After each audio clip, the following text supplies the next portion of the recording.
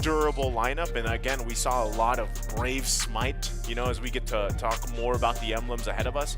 But just the way that things kind of work out, you've got to have an answer for it. And I think even from hearing, like I said, the coach from Kazakhstan, they're ready. You know, they've prepared. So what more a test against the dark horse of the tournament? Yeah, from the interview as well of the coach of Kazakhstan, they're respecting everybody here in this tournament and also having that confidence to not fear what they're up against, no matter what team. So this confidence, they're coming in from momentum. We will see now how it will translate this gameplay or their gameplay in their own matchup with Mongolia, because as of now, we're looking at just stats completely with Mongolia, and to compare it with our experience here coming in Riyadh, it's like tasting chicken biryani for the first time right here. It's a surprise. In Saudi Arabia, it's a surprise, and it's amazing. Yeah. They just want to keep eating it all over and over again. I think that's what a lot of people felt like when they saw, if they were able to catch one of the streams in the other languages where, you know, Mongolia was playing. People were like, wow, this is crazy. Because again, you had glimpses of them before in the past, right? But obviously things change, especially where we are in the current state of the game.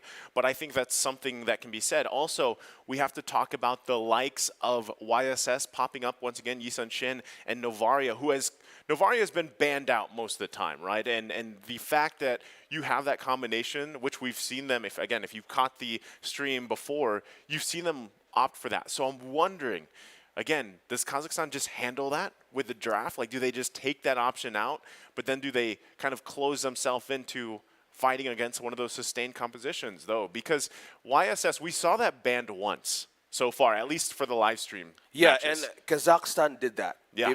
That was their last ban up against the Kingdom of Saudi Arabia. Ban out the Ling, ban out the Hayabusa, also the Cho, though, which is a comfort pick for Troll. Yep. So we might see a different way of prioritizing their own comfort picks over the power picks of Mongolia, but they're the only sole team to ban out the YSS. And in this current meta that we're talking about over and over again, it makes a lot of difference. YSS could be back in IESF. Well, vision's everything, right? I mean, that's one thing, and that's the reason why, again, there's been kind of this rise with YSS again, because of just the way, you know, you are able to provide vision to your team, but then you pair that up so well with the Novaria, and it gets to the point where it's like, all right, they have way too much vision. How do we even get out of our base? Because that ends up what it feels like, right? And it's something to definitely handle here, which I said could be quickly taken care of if they just take out Novaria, for example, from the draft. And this is something that we've seen a lot of teams just opt to do, right? Just go ahead and ban it out.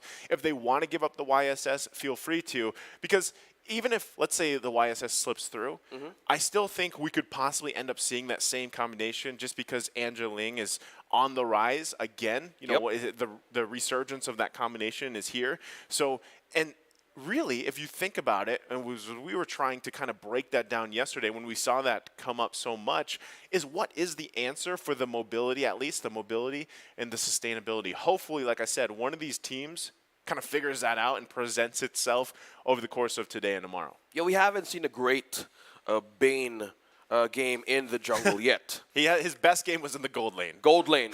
Just put him in the gold lane, and that's how your crab will work. The crab claw cannon, which can function as well as a good marksman here in the gold lane. As you say, non-traditional picks could show up again and again as the day goes by. And most of the teams here has the priority ban mostly on their own picks. We see Kadita, we see Cho, we see Kaja. You've mentioned about Novaria. We haven't seen Novaria paired up with something deadly. If he gets paired up with as well as the YSS, we're talking about combos here being made. Duos, like we can either see a meta pick that might show up, and that are just completely possibilities of what we might see on this kind of match. Well, like I said, too, you got to have some of that change up in the mid lane. We saw a little bit of that, right, with the rise of Lilia coming to form and a couple of the other options, too. More so, though, people are just opting for those typical picks like the Eve, the Farsa, right? But this is, again, it could be part of that solution to deal with the way things are kind of falling into place.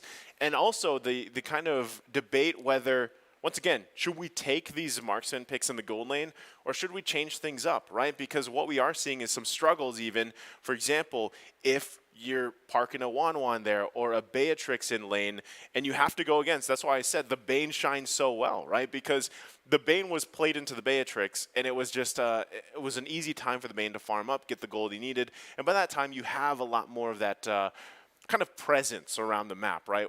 As a gold Bane, I feel like mobility. Yeah, in the you jungle, have the knock-up. It's not so good. Yeah, it's a working meta as we A work in progress. A work in progress. It's fine. It's okay. Bane will get there. He will. He will.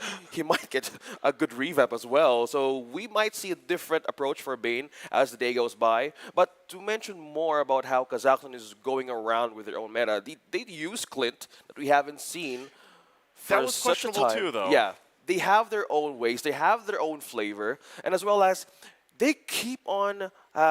They wanted to keep on using the Selena, and it works. Completely works from over and over again. And to answer more of your speculative question about the global scale of an assassin heroes being showed up on all of our matches of today, Selena is one great one to actually cover a lot of places in the map. Have that burst, have that early game poke, have that early game momentum. And as far as we can see, that it's just the mid lane. You're right. You have the Farso, you have the Selena. More of the options of Kazakhstan to actually show up or maybe turn something or pick something new for against Mongolia. The hardest thing here is just kind of playing around the snowball potential that we're in, you know, and that's something, like I said, we have to see from even for the rest of the games here, right, is because what we saw from day one and day two, at least from even from Kazakhstan's games, is games can end pretty quickly if they get out of control. So yep. I feel like one of the biggest things that has to kind of happen here is handling these momentum-based strategies, right? Because and you mentioned Selena. Now, is Selena that? Is it the hero to kind of help with that? If you're landing the arrows, sure. It's almost like we were talking about the Franco, right? Where you have those hooks and they were just on point whenever. If the Franco is drafted and the hooks are on point, just like the arrows would be on point, then yeah, it's great. But if you're missing them, and then you're not able to follow up because that's really how it works, right? Well, you have a little bit of vision with the with the traps and whatnot, but really it's the arrows, just like the hooks. Either hit or miss, but you don't have the chance to have a quick millisecond response to have that team fight back at you. Because if you have those ways of having a good Franco game, you're having a good Selena game, it's a good way of dictating all of your team fights, but not missing them. As far as we go with the stats here, by just looking at the numbers, they're completely doing well with their own Franco hooks in our matches in IESF. And as well as the Selena. Yes, the start wasn't that good, but continuing their days in the matches as the time goes by, it gets better. So those are the possible ways of dealing with the Ling, the Angeling that we're seeing. Also the Alpha as well. Yeah. that we've seen from Team Philippines. And a lot of metas are showing up that can actually be in par with our drafting for the first match of the day. They got the finger sleeves. You know? That's how you know they're ready. Because most players too, you see them using powder and whatnot, but when the sleeves come out, it's a different thing. It's a different thing. It's playoffs mode. It's exactly. It's playoffs mode. For Mongolia. Yep. And now, going back to that point too, is I love that the Alpha, has shown up again. I love that these heroes that typically weren't picked for the longest time are now showing themselves, right? And I think one of the biggest things too is just still we have more to see. There's more to come, for this tournament, because even the fact, like you mentioned, we saw Khalid come through. Yesterday we saw Few go ahead and pick Fredrin in the mid lane. Fredrin that we not expected because it was so flexible that it's being used in the EXP or the jungle. Now we're back in the draft. Love it. We're talking about the Angeling combo so much, and you just completely get rid of it, the possibility of it. Just take out the Link. There's the Selena. Homework is done. Again, this is day 3. We're the first day of the playoffs. Okay. There's so much information that they can build on and work on here. Now, Novaria being taken out helps with that strategy we were talking about with the YSS Novaria strategy that Mongolia likes to possibly do here or thinks about doing. Another thing is I wouldn't want to give away maybe the Charizla, right? I'm not sure if that's first pick territory for Mongolia for Aizen, but let's see if this last ban is towards that from Kazakhstan, because Kadita was taken out, alongside that Selena. So they're really kind of narrowing those options now. Homework is showing up for Mongolia, banning out Selena as well as the Kadita. Kazakhstan used this against Kingdom of Saudi Arabia. Now comfort picks are being targeted with their mid lane player and trimming down more of the choices. So opening up the Cho as well for Kazakhstan. As you said, what would be the first base of choice for Kazakhstan? And it will depend on their final, not because their second pick. What is the trade that Mongolia is willing to give? Because at some point, yeah, you've mentioned about Tirizla. Will Kazakhstan take out the Tirizla, which has been a massive power pick for Mongolia? They're letting it through. And will this be a Tirizla prio pick for Mongolia? But there's a lot of things at the table present for this one. Even the way, like, let's say Tirizla does get picked up in this first priority pick, I think you still have quite a few things that you can do to handle that, to counterplay around. Biggest thing you have to just watch out for is really that initiation from him, and I think that's something that works so well. At least when you see the synergy coming through from Mongolia, that's what's noticeable, right? So we'll see what the game plan for them is too. They still have even Eve available if they want to go ahead and park that in the mid lane. Again, just one of those heroes that is commonly picked in the early phase of the game because it's such a safe option. It provides you a ton of utility to work around your objectives, and also the damage is pretty respectable too. There it is, right? There's the Eve. Like we were saying, this is probably your best option. This also would possibly force Kazakhstan to think about taking up the Farsa, right? Yeah. If they really want to go ahead and go with that matchup, because then your mid lane is kind of this standard, you know, push and pull. And now, I don't know where that trend has developed, but now we got other players flexing too. Yeah, speaking of flexing, now they've taken out the Eve. Kazakhstan right now probably might think of getting their EXP laner now, and also a marksman. Also, yes, they have used the carry as well twice in a row for their first match in the IESF. Yes, we have the EXP laner and the marksman right on cue for Kazakhstan, but this is a Uranus. They're still letting go of the Tirizla. This is amazing too. I believe this is their captain here from Mongolia doing pretty much the drafting, right?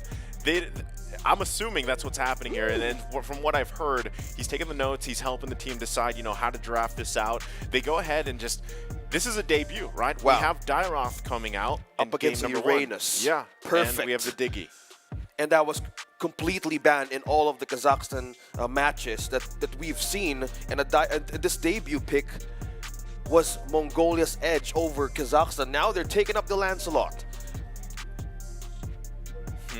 If they want to go this route, I'm still wondering, right? Because we have seen Dairoth go in the jungle. I'm not gonna say, you know, he's going in the jungle because it would be a great matchup agast the Uranus. Yes, could because, be the only one to just yeah. completely, as you said, sustaining lineup composition. Yeah, but that's my point. Is anything that we've learned OSX up to this point is there's flexibility is happening in the current state of the game, and there's nothing, you know, you can't be 100%. Still don't know yet. You can be 100% on Eve. Yeah, for sure. And, you know, like carry. And a couple of heroes out there, obviously. But with Dairoth, again, naturally seeing him parked in the jungle a couple times, has it been successful? Maybe not so, you know, but it's not out of the realm of possibility. The last man's coming out, though, too. I like that they answered that Farsa option, taking it out towards Kazakhstan, and then you see too Bane and Nakai is taken out here because they're wondering too exactly what kind of jungle Mongolia wants to go with. If, you know, again, not the high chance that Dairoth is parked there. Yeah, they're taking out the Bane. There's still no gold lane though for the side of Mongolia, taking out the Akai as well. So there's no jungler yet for Mongolia, and with this kind of option for Kazakhstan, they're doing it. Lunox probably might end. Well, yes, mid lane Lunox for sure. And this opens up more of Mongolia's chances to take the Tirizla now in the second phase. Still open though, they still don't have a marksman. So we have an XP laner and a marksman. Well, we're still hoping for this Dairoth to show up against the Uranus, but let's see how this goes. There's a lot of flexibility showing up from this draft. If they just take the Tirizla and throw this Dairoth in the jungle, that's going to be a crazy, deadly combination. If the penalty zone is landed and you just line up that Abysm Strike. I'm not sure if that's where we're going with Mongolia. Let's just assume, right, the Dairoth is actually going in the XP lane versus the Uranus here. We'll see, though, because jungle options all have been narrowed, right? Typically that we've seen Bane in the jungle, now you have 4 bans towards that, okay, there's our answer. It's going to be Hayabusa, who we've been wondering up to this point to day 3 OSX, where has Hayabusa been, right? At least on the live stream games. Well, now he's coming out here alongside the Beatrix in the gold lane. The response from Kazakhstan for the last pick is going to be Kaja. This rounds out their lineup pretty well, right? But yeah, that's the thing. We have to see if this Kaja can be utilized to the best of its ability, which is just landing the right divine judgments. And we saw that struggle early on in the tournament, right? Where you didn't have those openings, you didn't have the initiation, and not only that too,